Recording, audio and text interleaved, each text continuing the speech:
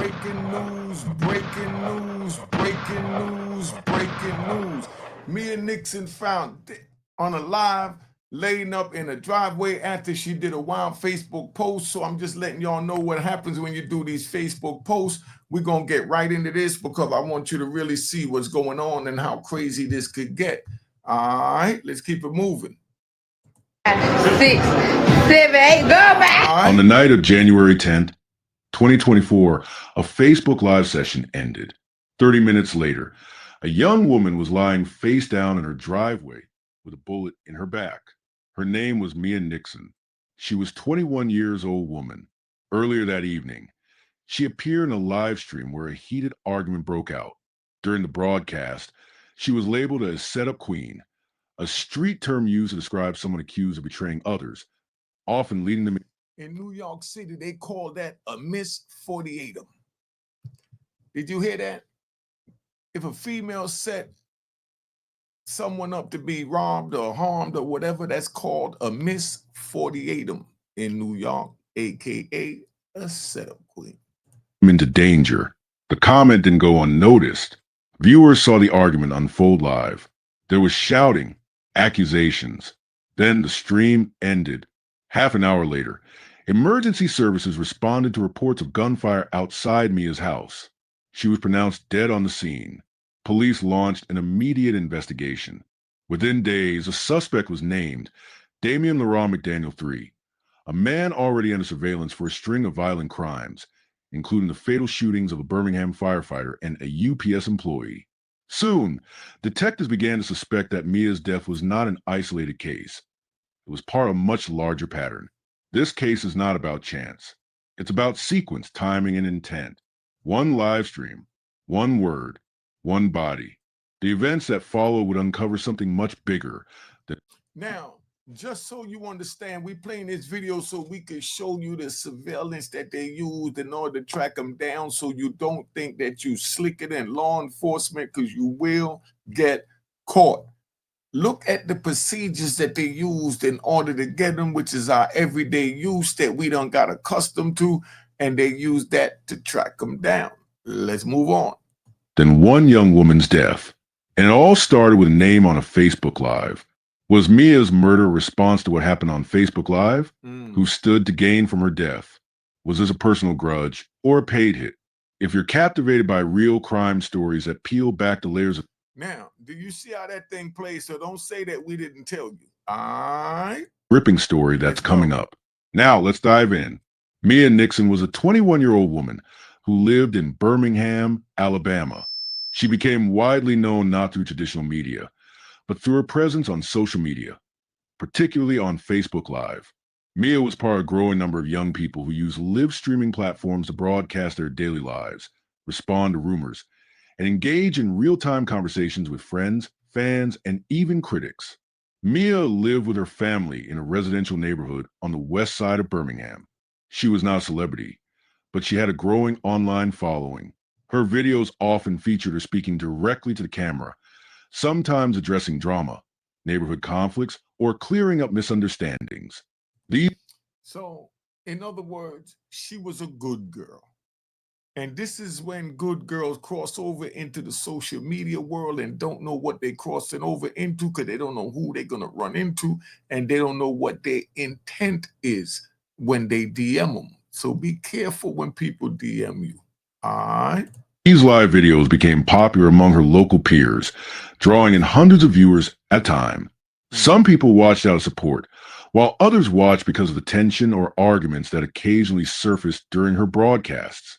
Though her online activity made her visible, Mia did not have a known criminal record. Public records and police statements confirmed that she had no history of arrests, convictions, or known association with gang activity. See, so this was a good girl gone wrong on social media. She was not being actively investigated for any crimes at the time of her death. In fact, by all available data, Mia appeared to be a typical 21-year-old woman navigating her social life, both offline and online. On January 10th, 2024, 21-year-old Mia Nixon followed a routine day in Birmingham, Alabama, according to friends, neighbors, and social media activity. There were no warning Typical, though. signs or unusual behavior observed throughout the morning or early afternoon. Mia was reportedly at home, possibly using her phone, and interacting casually with people online. She did not mention any threats, disputes, or concerns about her safety. No suspicious individuals were reported near her residence at that time. Her household and local environment remained quiet, with no police activity or public disturbances. Later in the day, Mia initiated a Facebook Live session. This was not unusual for her, as she frequently used the platform to share her opinions and respond to comments from friends and followers. Multiple viewers joined the live stream, and as the comments increased, a heated verbal exchange began between Mia and one or more individuals watching. Now, do you understand? We don't need you going on social media to go arguing back and forth, feeding into the rat bastards, flip-flopping, and public trolls and haters. So I hope you young ladies is really watching this and you fellas is watching this too, because that's the same way. Let's take a ride. That's the same way you could pick up a stalker, a deadly stalker. A bad girl hit you up, DM you. You know, you hit it back, tell her she look good. Okay, let's take it this way. She's liking all of your pictures. You see a girl like all your pictures, and you see her big, pretty, beautiful face right there. Right? She's liking all your pictures. Like. So now you go back in her joint, and you like, and that's your way of saying hi, and he's saying hi. And then now, when her boyfriend sees it, then the girlfriend sees it, and they say, "Why is this person liking all your pictures? And why are you liking all this person pictures?" And tell you, no, I just like the pictures because I think, and they give you all these little excuses. But that's social media communication for those of y'all that don't know. When they go liking pictures, they're interested in the person, and it's their way of poking them and saying hi. So now dude responds back, girl responds back, the two of them hook up. Next thing you know, they hook up and she says no. And then all of a sudden, he said, all right, well, I'm done with you now. She feel like, how you done with me? We just started. Like, nah, I wanted to hit it. You didn't want to hit it, so I'm going to move on. And she's like, nah, I'm not going nowhere. How you going to do that? And she's like, you mine. She's like, yours. I didn't even hit it yet. Nah, you mine. What do you mean I'm yours? No, you DM me. You like my pictures. All right. And I liked a few girls' pictures. And I just chose to meet up with you second. I met this other girl that was all right, but it wasn't as good. So I was still looking and I hit you up. Oh no, you ain't hitting me up and run off. You my man now. Now you got. During the broadcast, voices can be heard off screen, suggesting a nearby confrontation. At one point in the live stream, someone accused me of being a setup queen, a slang term implying that she had allegedly lured people into dangerous situations or betrayals. That's a Miss 48 'em. If you 48 them, you're setting them up. If it's a female, it's a Miss 48 them. The context of the accusation is unclear, but it instantly changed the tone of the conversation. The accusation was made directly and repeatedly. Mia responded verbally, denying the claims. See, that means everyone started going at her. Oh, you're a 48 'em. You're a 48 'em. She's like, no, I'm not. I ain't that. Yes, you are. Will school you. And then now she going at it. Well, if I was, I could have told this and I could have told that. And then all hell break loose. And they find in the driveway. Let's play this out. She appeared frustrated but not fearful.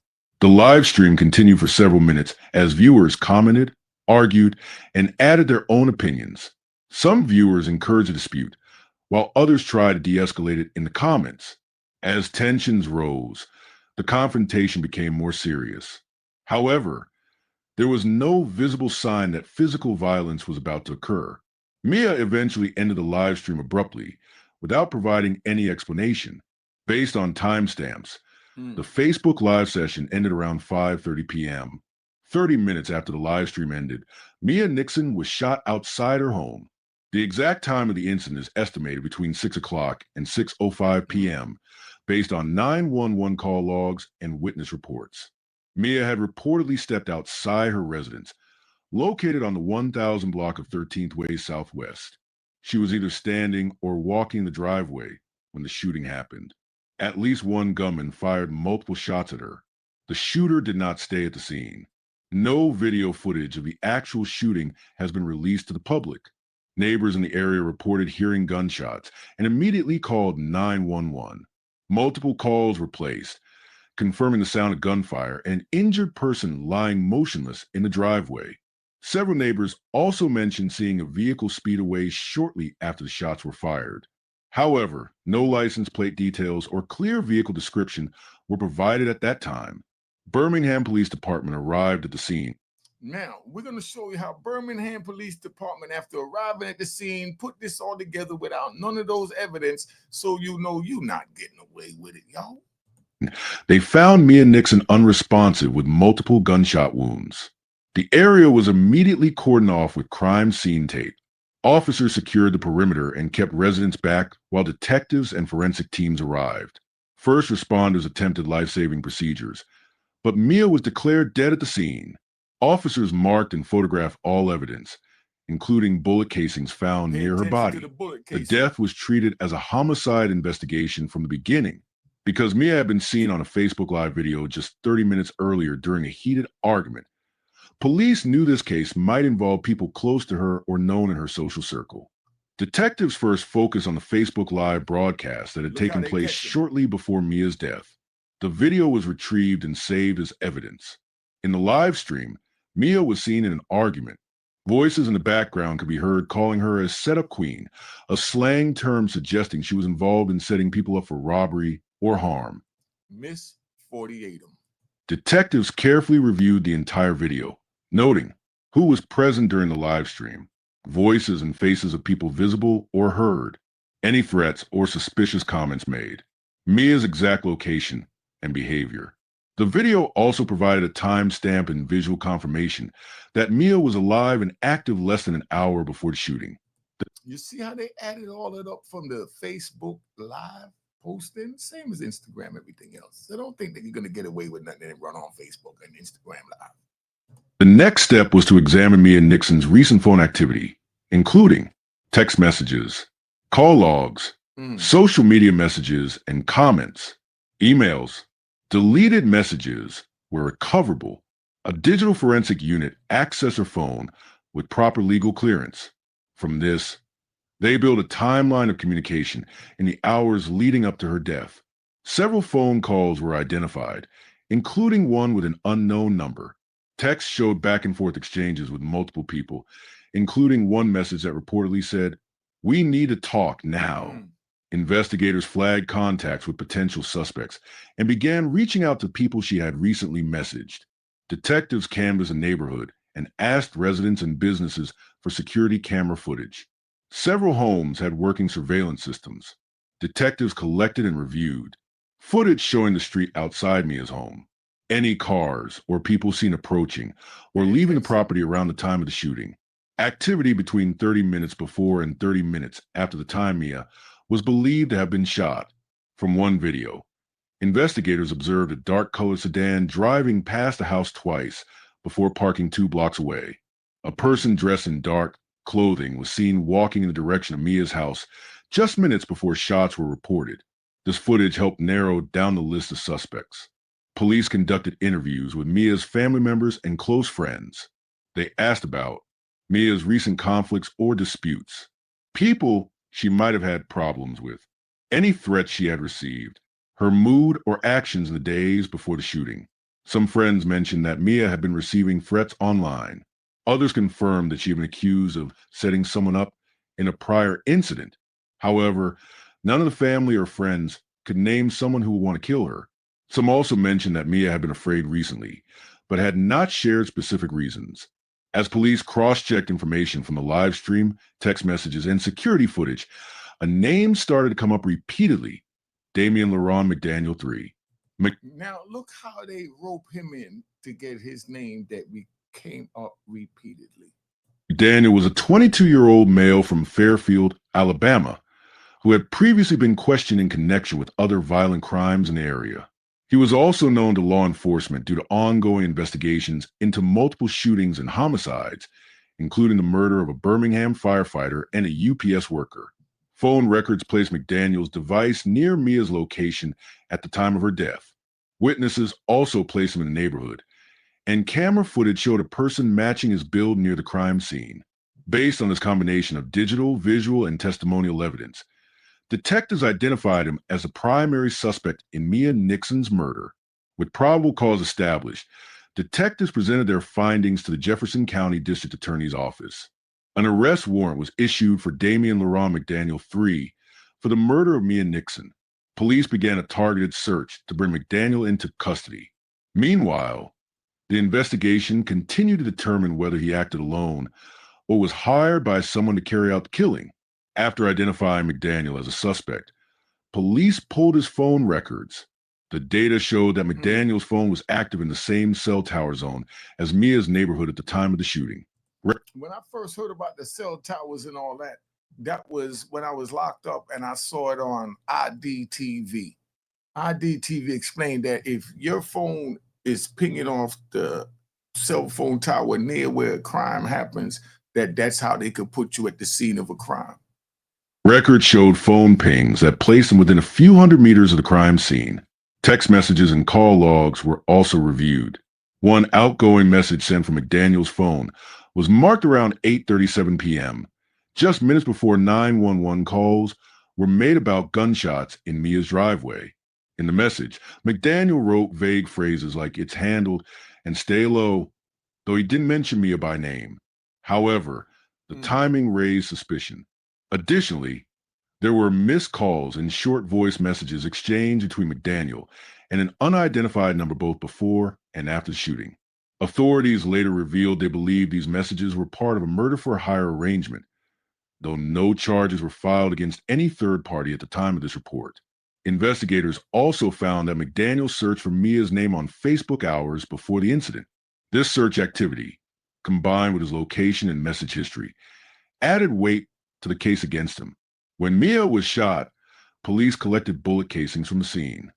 Now look how they put these bullet casings together to link them to Damian. These casings were sent to the crime lab for analysis. The Alabama Department of Forensic Sciences used ballistic fingerprinting to compare the shell casings found in Mia's driveway to those from other unsolved shootings. The results showed a direct match between the bullets used in Mia's killing and those found at two other active murder scenes. One of the cases involved the killing of Birmingham firefighter Jordan Melton, and another involved Anthony Love Jr., a UPS worker.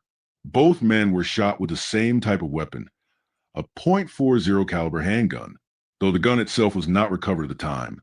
Investigators used some matching bullet patterns to argue that McDaniel likely used the same weapon in all three murders. This connected him to multiple killings, placing him at the center of a much wider investigation. Ballistics evidence became one of the strongest points tying McDaniel to Mia's case, showing that the same firearm was used repeatedly in a pattern.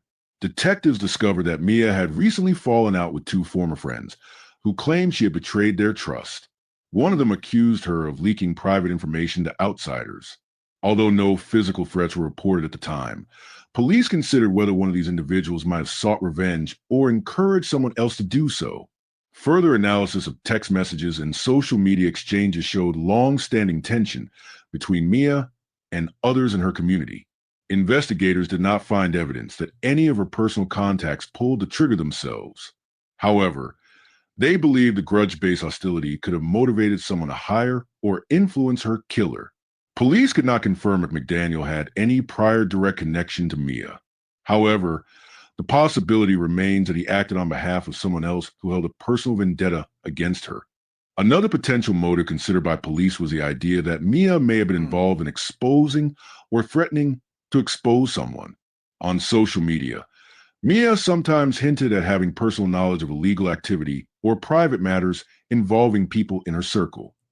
In other words, she was putting her nose where it didn't belong.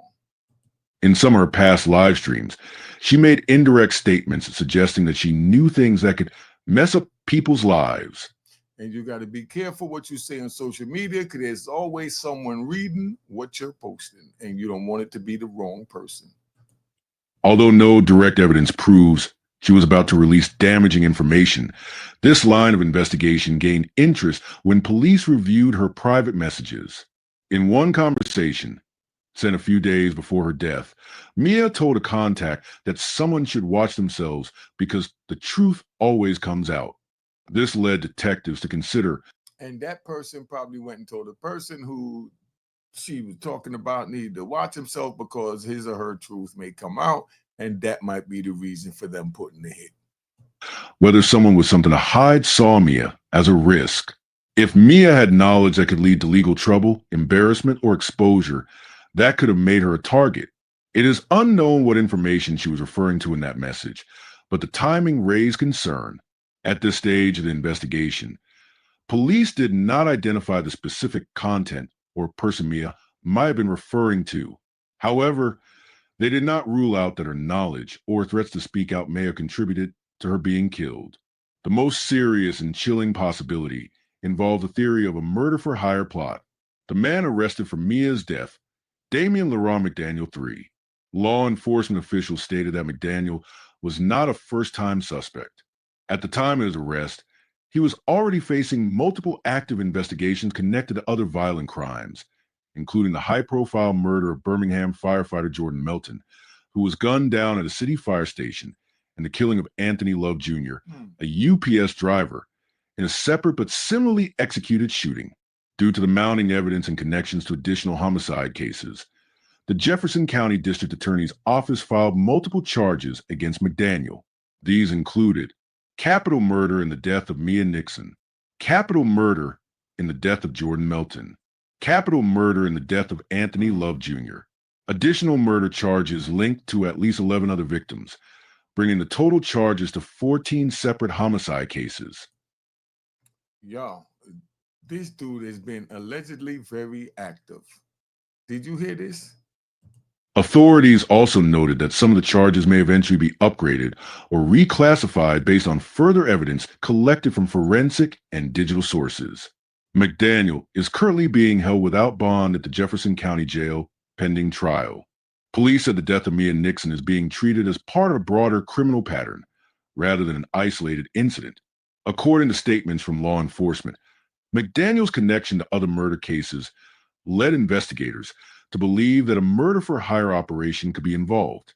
However, as of the current phase of investigation, there is no confirmed identity or evidence pointing directly to the individual or group who may have hired McDaniel to target Mia Nixon.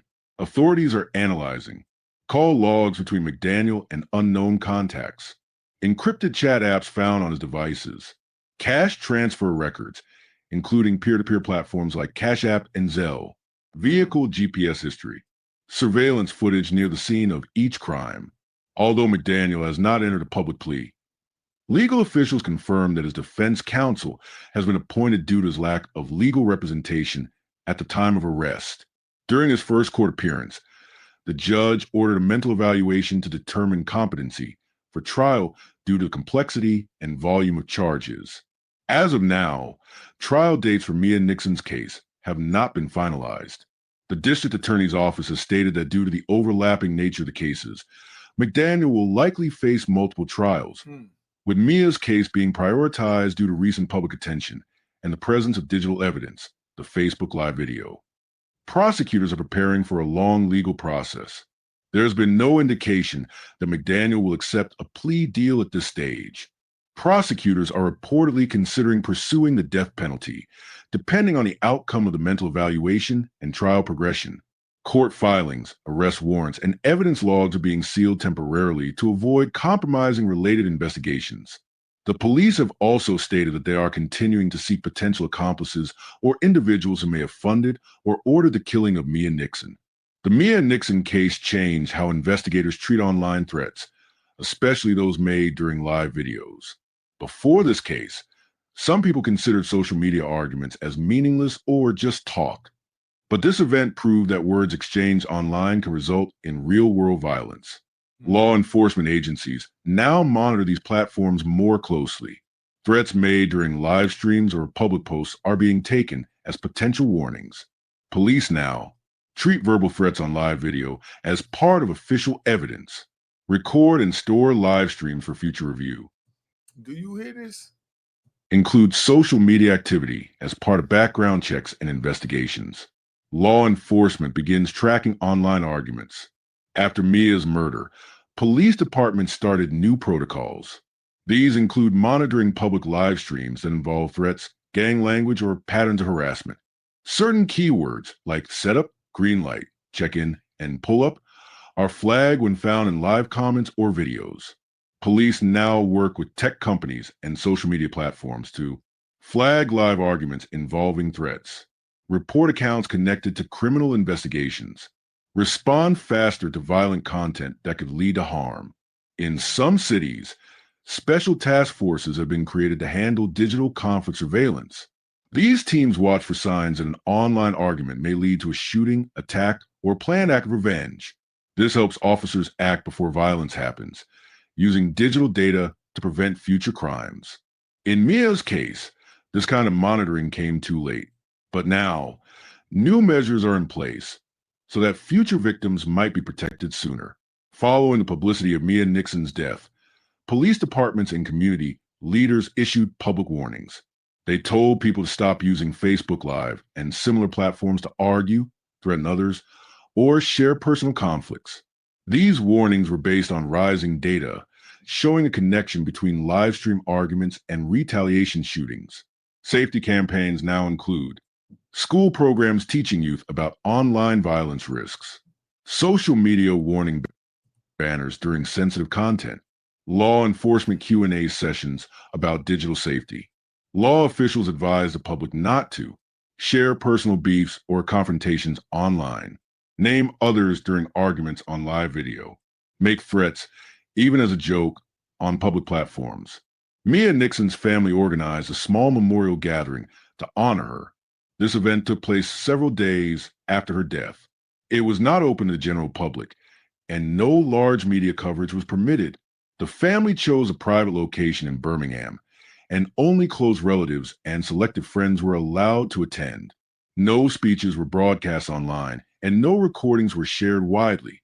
Attendees wore plain clothing, and there was no official release in the family aside from a short message posted on Mia's former social media page, confirming her passing and thanking people for their prayers. No GoFundMe accounts or public donation drives were officially connected to family. The family requested privacy during this period. As news of Mia Nixon's death spread online, social media users began reacting in large numbers.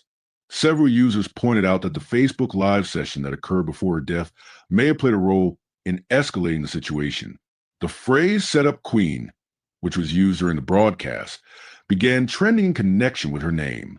Some online users expressed frustration with the growing trend of online arguments becoming violent in real life. Others pointed to a lack of content moderation on live video platforms.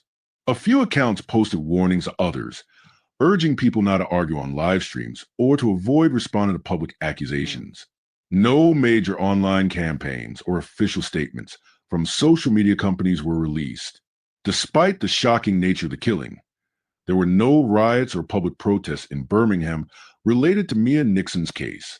No large gatherings, demonstrations, or marches were held in connection with the murder. Police stated there was no evidence of public unrest or threats to public order. There were no organized calls for justice rallies, nor did local or national activist groups take official positions on the case at that time. The event remained classified as an active homicide investigation, and no public disruptions were linked to the incident. Schools, businesses, and public offices in the area continued normal operations. While the community showed interest in the outcome of the case, no mass mobilization or public demonstrations took place. If the story gripped your heart and left you questioning the truth.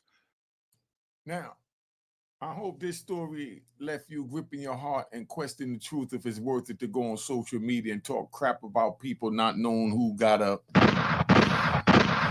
for that ass. So let's stop it. Subscribe to my daughter's YouTube channel. Let's keep it moving. All right. Cheers, cheers, toast the crime, toast the crime, the crime, the crime, the crime.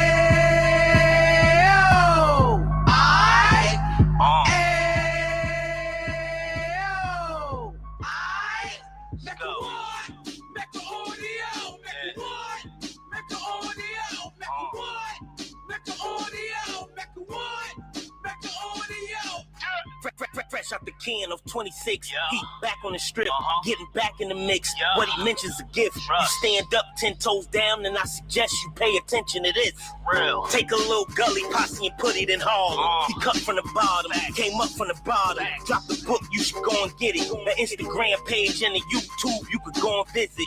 Then you could consider yourself LinkedIn. Sit front row and get Jews from a kingpin. How he went through it, so you ain't gotta go do it. To not pay attention would be stupid. Talking about a man that probably put your grandfather on. Probably the reason that him and your grams got along. A man that generated millions on the block, did his time, never squilling to the cops, Mecca audio.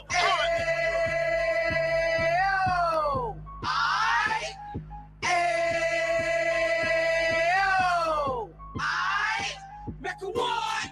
Mecca audio. Mecca what? Mecca audio. Mecca what? Mecca audio. Mecca what? Mecca audio. And we gon' do it like we gon' do it like we keep it moving like we gotta do it like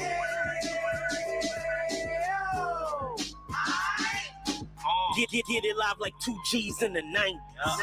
Drop top beamer so shiny. I let shorty go, she was wine. Treat her like my past, she behind me. Spend a couple bands on the Dapper Dan. You be back again, getting green like a Packers fan. No cap, it's a roaring uptown. They be horn uptown, Dominican bust downs. Now we on the positive, we got a lot to give. Now he trying to stop the kids from being inoperative. So take heed, homie, lend the air. He started in uptown, he gon' finish there. But now it ain't about selling drugs, buying cars. It's about buying property to make the community yours. So we can get back to the cheers, cheers, the crime, the crime, the crime, the crime, the crime.